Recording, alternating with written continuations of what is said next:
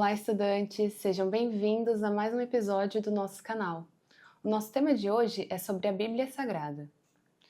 A Bíblia é considerada uma grande referência para os estudos religiosos e nela está contida as Escrituras Sagradas. Por que denominamos a Bíblia como um livro sagrado?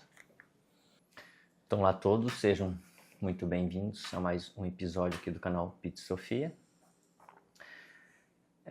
Então, Amanda, primeiramente nós deveríamos olhar para a questão do conceito de sagrado.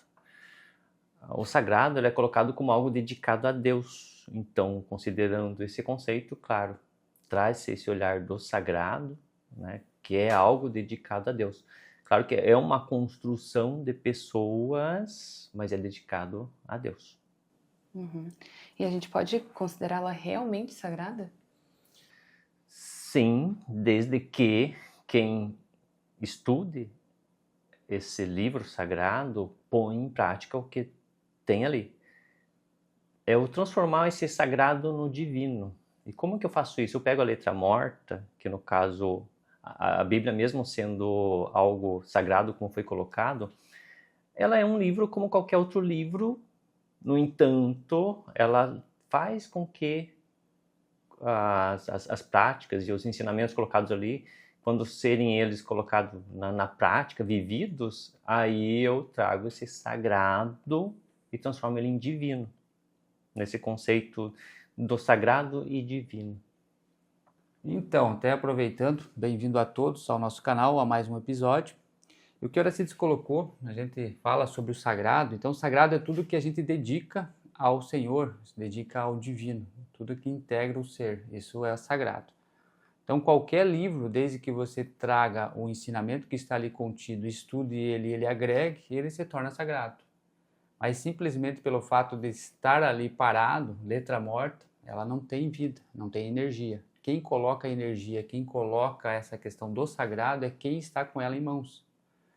Porque se fosse só o fato de termos essa Bíblia em mãos ou dentro da nossa casa, estivéssemos salvos, né, algo que todo mundo acredita ser assim, estaria tudo resolvido, mas não é dessa forma. Temos aí a Bíblia colocando aqui da parte depois de Cristo, há mais de 2000 anos, a gente sabe que são poucos que realmente compreenderam ela, estudaram ela, não decoraram ela. Porque no decorar ela se torna algo morto. E não é isso que está expresso ali. A gente precisa da vida e essa vida ela vem da onde? Dessa energia do nosso ser, aonde movimenta isso e coloca em ação para que nós consigamos alcançar esse encontro com a divindade. Então, desse fato daí é considerado sagrado desde que façamos dessa forma. Ao contrário, não é sagrado. Então, essa pergunta ela abre a duas vias, né? E historicamente, né, falando assim, quando surgiu a Bíblia? Então, olá a todos, sejam muito bem-vindos. Ótima pergunta, Amanda, e até o estudante que nos acompanha, nós iremos fazer uma série de episódios acerca da Bíblia, estudando ela sob um olhar gnóstico, extraindo a essência do que é necessário para a nossa jornada. E a gente está fazendo esse episódio justamente para que formemos uma base, inclusive olhando até anterior à própria Bíblia em si. Se a gente for ver historicamente, a gente vai ter os primeiros biblos, que vem do grego, esses pergaminhos que eram enrolados eram chamados de biblos.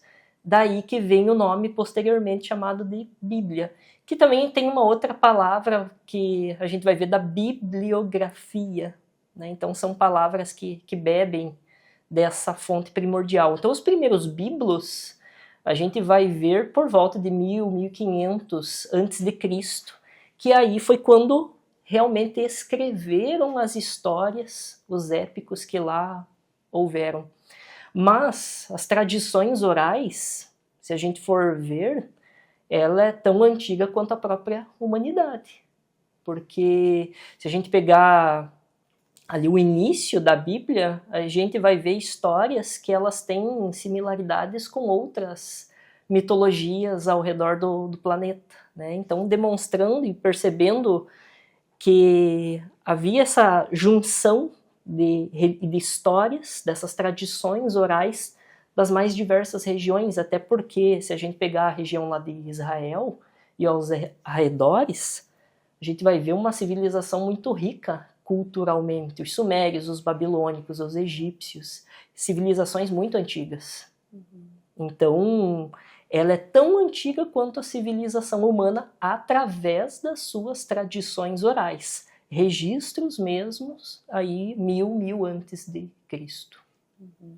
E é bem importante até que o Lincoln já trouxe, né, dessa questão que nós vamos adentrar nesses temas da Bíblia, né, mas não vamos olhar em trazer a história de forma didática, e sim extrair o que realmente contém ali que auxilia no nosso trabalho. Porque de estudo de Bíblia, a gente já tem pessoas que o fazem, ditam, sabem de cor, trechos, versículos. Não é esse o intuito nosso aqui do canal.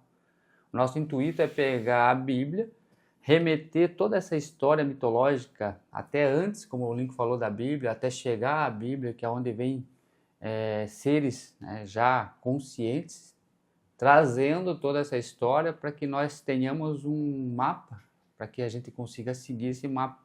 Só que muitos vão ficar presos dentro das questões desse mapa e não vão olhar o caminho. Então a gente tem que se desprender, e a questão da gnose contemporânea é justamente isso. É a gente pegar realmente o que tem no símbolo, o que tem nas mitologias, nas histórias, e resgatar isso para dentro. Aí a gente vai entender. Porque a gente não vai ficar discutindo quem escreveu o livro tal, quem não escreveu, da onde veio, e vai olhar o que está dizendo. Com a consciência, né, o que aquilo realmente vai ser extraído para que a gente consiga alavancar o nosso retorno ao Pai. É bem nesse tema. Então é interessante que a gente vai trazer vários episódios e vai entrar justamente dentro desse propósito. E daí a gente vai conseguir extrair realmente a questão do sagrado que contém ali. Exato, de nós olharmos para esses símbolos que tem por detrás desse conjunto aí de letras e palavras e frases e textos, e olhar para os bastidores. Até como o Sidney colocou em relação a um mapa, a Bíblia é um verdadeiro mapa, conta toda a história aí de um inconsciente nosso, que vem sendo sempre repetindo dentro de cada um de nós. O que faz com que nós geralmente desistimos desse caminho de olhar para o X desse mapa, onde tem realmente um tesouro muito grande, é a morte. Porque as pessoas começam a se deparar com a necessidade dessa morte, claro, psicológica, onde todos esses pensamentos eles precisam serem eliminados. E o que Jesus, né, foi um grande estudioso dentro de não só da Bíblia, como vários outros livros sagrados, ele veio construindo esse templo dentro dele e se transformou no Cristo. Então toda essa construção, ele veio olhando de que forma? Para o símbolo, o que isso quer dizer? Então nós hoje, ainda como inconscientes, nós olhamos muito para a tradição, então nós íamos repetindo a tradição, que eu sei que é algo também importante, porque algum dia alguém vai perguntar, mas para que isso? Aí vem trazendo esse sagrado, como a gente falou de início, de olhar para os bastidores disso tudo. E é claro, para quem está seguindo esse caminho, começa a perceber que está escrevendo essa história dentro de si mesmo e vai passar pelos processos que a Bíblia lhe ensina. Exato, porque se pegarmos o que tem contido na Bíblia hoje, simplesmente numa leitura e não um estudo, literalmente ali não tem cabimento muitas coisas. Então o pessoal quer tirar literal o que está ali, mas ele está contido em chaves. Foi escrito de mestres, né, para que os discípulos consigam alcançar esse mérito também de maestria, de mestre, mas que estudem. Então, como o nosso intelecto ele vai direto e descarta muitas coisas, o intelecto, se colocar ele de uma forma já aberta, essa verdade, ele vai descartar simplesmente e não vai extrair o que tem contido ali. Por isso que, tanto na Bíblia quanto em outros livros sagrados, os mestres eles trazem parábolas, eles trazem em temas que o ego ele se bata com aquilo no intelecto, ele dá aquela parada, não entendeu, e a consciência consegue extrair, através disso, essas parábolas, o que tem contido ali. E é justamente isso que torna sagrado as palavras, porque se dá vida, porque não é o intelecto. O intelecto, ele vai ver a letra morta e descarta e pronto. Mas aquele que está atento, ele vai captar que tem alguma coisa por trás. E dentro desses caminhos que foram traçados ali, em parábolas, em símbolos, em várias camadas, né, que tem 7 níveis de entendimento, aonde vai conseguir que a consciência realmente que esteja procurando, ela ache. E ela achando, coloque em prática.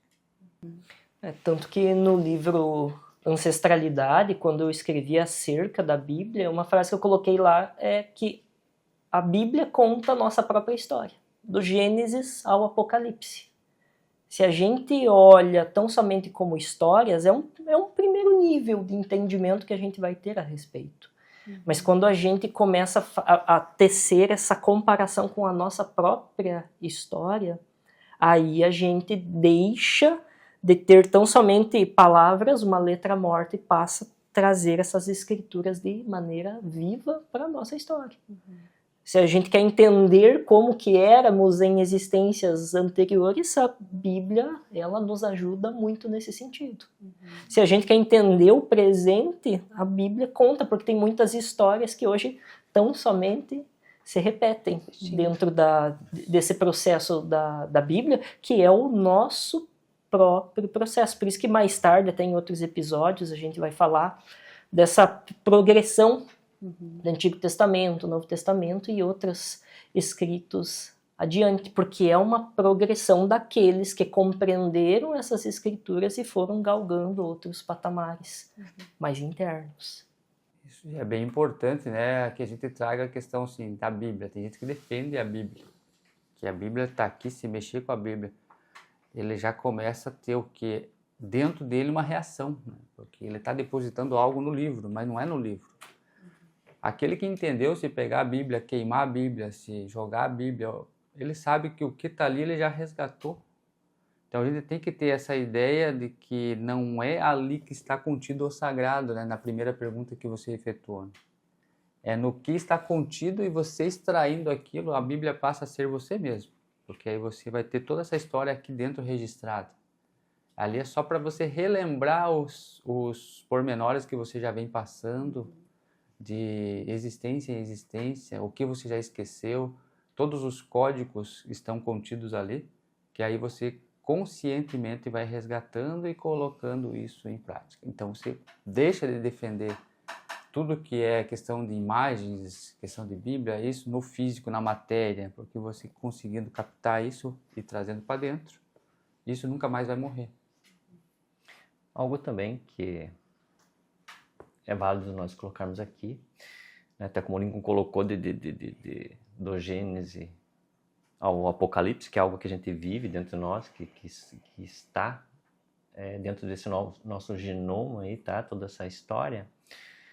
Algo instigante é que todas as criações existentes, né, que o homem com o tempo ele foi gravando, e até, né, no caso da Bíblia, impresso, ele trouxe, além de ensinamentos aí diante do sagrado, como a gente, né, sabe, a gnose ela trabalha com as 4 colunas, né, do saber. Então adentra-se também na Bíblia, porque tem ali, né, como a gente sabe, a religião, tem a arte, tem a psicologia e tem a ciência. E várias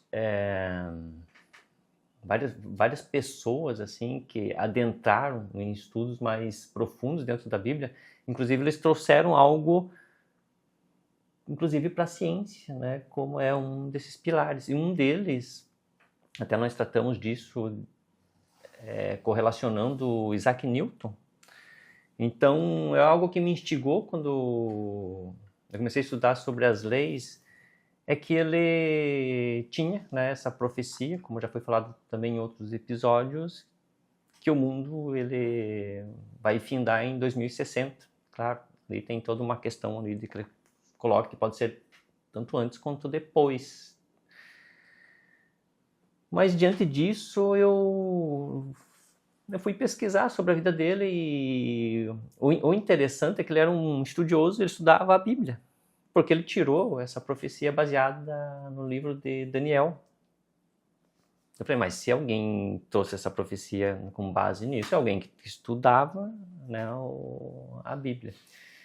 Eu fui associando, que foi interessante, que eu comecei a perceber que ele pegou lá o Éden como sendo essa lei da inércia, que é a primeira lei. A segunda lei como algo adentrando nessa gravidade da coisa, que é a superposição, essa dinâmica de forças, onde algo queria sair dessa inércia. E claro, a terceira lei ali, que é ação e reação, que é onde cria-se o mundo. E se nós olharmos hoje para o mundo, o que movimenta ação e reação? Então, tudo que nós fazemos, então a terceira lei dele fala disso, que toda ação gera uma reação de igual valor e intensidade, só que ao contrário, ou seja, tem que responder por aquilo. E nós, até hoje, não compreendemos isso.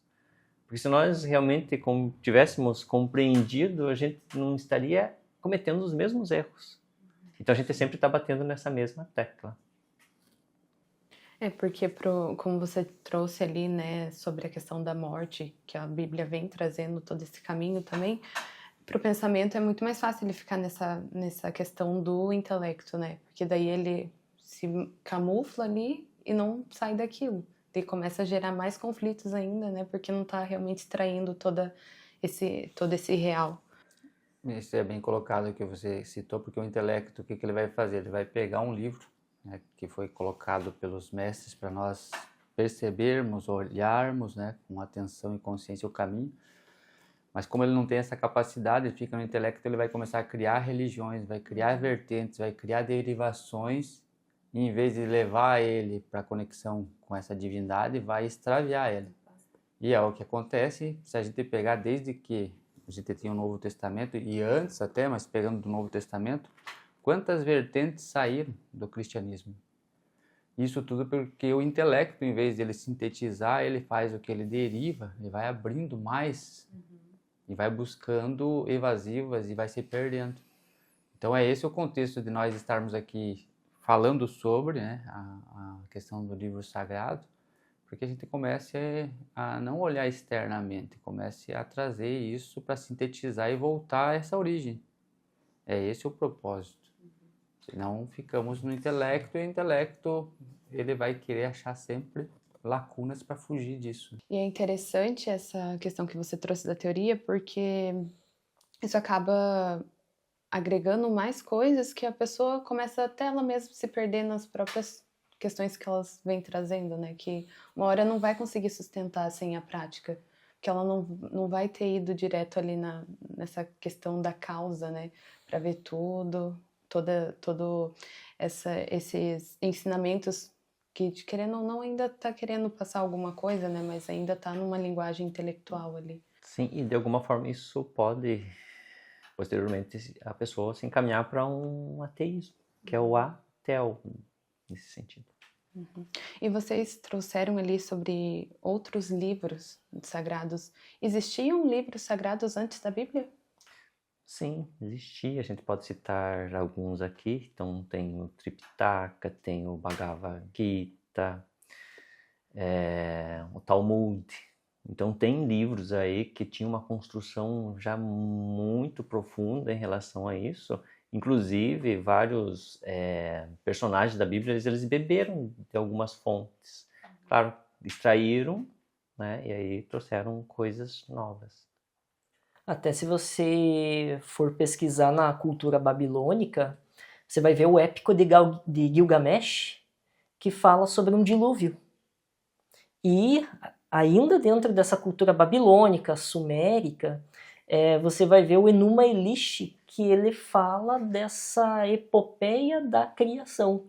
E quando você compara os textos do Pentateuco, que Moisés, enfim, compôs e até outros escritores, você vai fazer uma comparação, você vai ver que é muito parecido.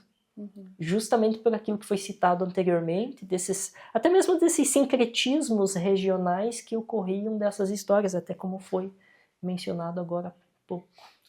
Isso até porque antes de toda essa história tinha muitas questões ali, sempre atreladas ao Cristo interno, mas com outros meios de comunicação, de trazer essa mesma parte histórica do Cristo. Se a gente olhar ali histórias como um Cristo nascido numa virgem, toda essa história ali que vem traçando, tem muitas histórias bem similares, né? A exemplo de Krishna, entre outros, né? Que é praticamente a mesma história contada em tempos idos antes, né, de Cristo. A gente vai vendo que tem muita similaridade ali entre eles, né? É a mesma história contada, mas em tempos diferentes. E o que acontece? A cada vez vem trazendo uma energia nova, vem trazendo uma nova roupagem para que se chegue até nós de uma forma diferente. Isso tudo reforça, né, o que a gente vem trazendo aqui, que a história ela é uma só. O que modifica são as intensidades dessa trajetória e os cenários. Justamente, até porque se a gente pegar a Bíblia, a gente vai ver duas eras mencionadas ali. A era de Ares, que vem com Moisés, Arão, e a era de Peixes, na época de Jesus Cristo e João Batista. E claro, se a gente pegar Gênesis, você vê muito mais histórias para trás, mas das pessoas, os relatos das pessoas ali mesmo. E se você pegar o texto das pirâmides, ele é mais antigo que estas histórias de alguma forma. A própria civilização egípcia foi uma das civilizações que mais tempo perdurou. E que tem muitas histórias lá atreladas à divindade. E atreladas a essa questão, até que o Sidney mencionou anteriormente, atreladas ao Cristo. E isso é válido fazer essa distinção, ou até mesmo traçar esse paralelo para os estudantes, porque quando a gente escolheu fazer esses estudos bíblicos aqui, dando destaque para a Bíblia em si, é porque no nosso continente, de alguma forma, há uma predominância muito maior cristã e são ensinamentos relativamente mais novos. Mas se você for lá no hinduísmo, Krishna está atrelado ao Cristo. Se você for buscar lá nos textos egípcios, você vai ver lá a menção de Ra. Está falando de Cristo, entre outros textos sagrados. Só que se fala de uma outra forma. Então, há que se ter, da mesma forma, o respeito por essas escrituras, as demais. Porque o que vai tornar elas de fato sagradas é o quanto a gente extrai desses ensinamentos. Se a gente pegar, por exemplo, a Octopla Senda, né, que é o caminho do meio de Buda, 600 anos antes de Cristo, ele traz um ensinamento atemporal e magnífico ali. Tão eficaz, tão importante quanto os ensinamentos que Jesus Cristo mais tarde trouxe. E das pessoas que comporam ali a Bíblia, vocês poderiam citar algumas do Antigo Testamento? Olha, do Antigo Testamento eu vou dar um destaque aqui, até para que os nossos colegas de episódio aqui mencionem alguns outros, mas eu dou um destaque para Salomão, o rei Salomão, filho de Davi, que ele tem algumas composições bíblicas que a gente vai ver lá dentro de Provérbios, a gente vai ver nos Salmos, né? Nem todos, né? Mas alguns trazem esse destaque. E um livro que ele não tem tanta audiência, vamos dizer assim, que são o Cântico dos Cânticos, ou também chamado de Cantares de Salomão. Esse livro, ele é magnífico, e até mencionando os nossos episódios anteriores, ele fala sobre a magia sexual. Ele fala sobre o relacionamento entre o homem e a mulher, fala sobre o casamento, fala sobre até as questões íntimas, só que com a devida pureza. Então, como um destaque do Antigo Testamento, eu trago Salomão aqui para o estudante. Então, além de Salomão, citado pelo Lincoln, temos Jó, temos Isaías, Josué, que também dá para trazer aqui. Entre outros, né? Você pode citar também alguns. Então, sei que tem Ezequiel, tem uma figura muito importante na Bíblia que traz toda a construção, né, dentro do Pentateuco, né, que fala sobre todo esse atravessar dessa construção toda que a gente vem falando, que é Moisés. Sim.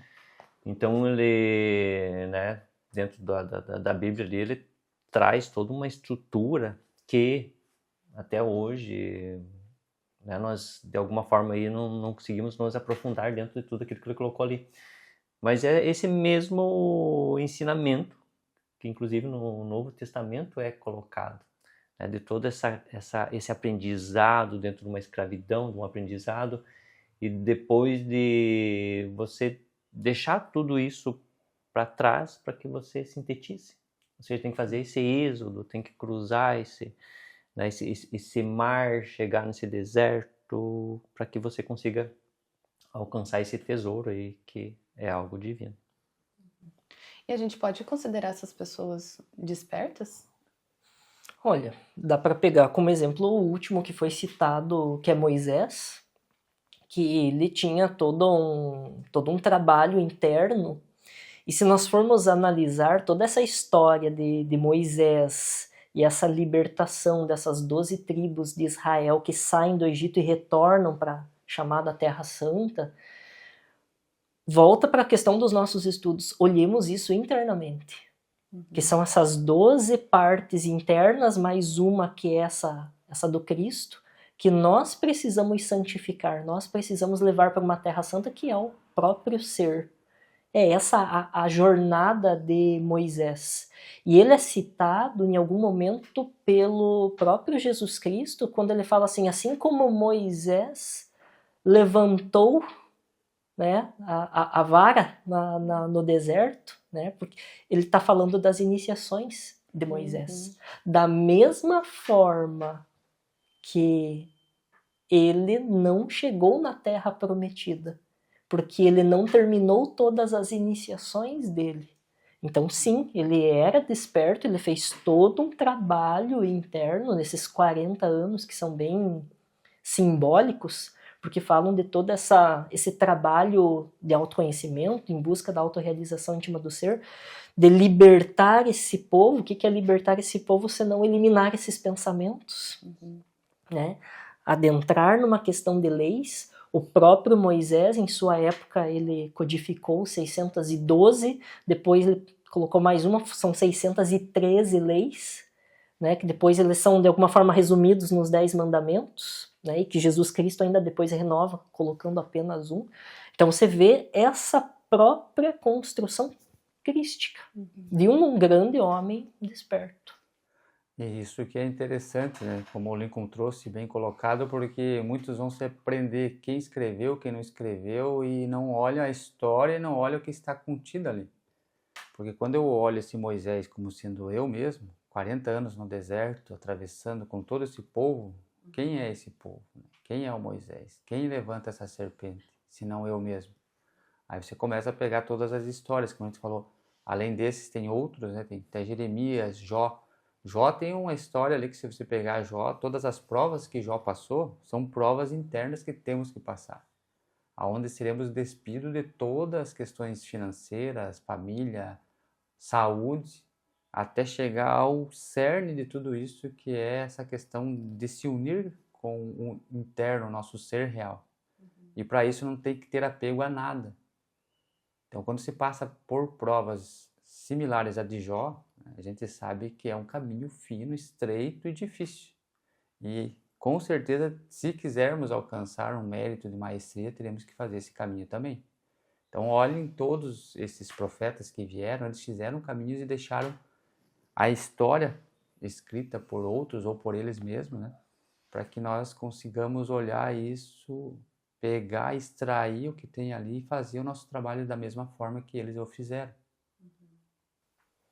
É muito interessante a gente abordar esses estudos da Bíblia, porque agora a gente dá uma nova tônica, querendo ou não, né? Para que a gente possa atribuir tudo isso internamente. Não deixar ela só num espaço aberto ali, né? Como normalmente a gente vê. E sim começar a viver cada palavra que tá ali, cada situação, cada história que se passa. Para que possamos realmente fazer um trabalho interno aí com maestria, né?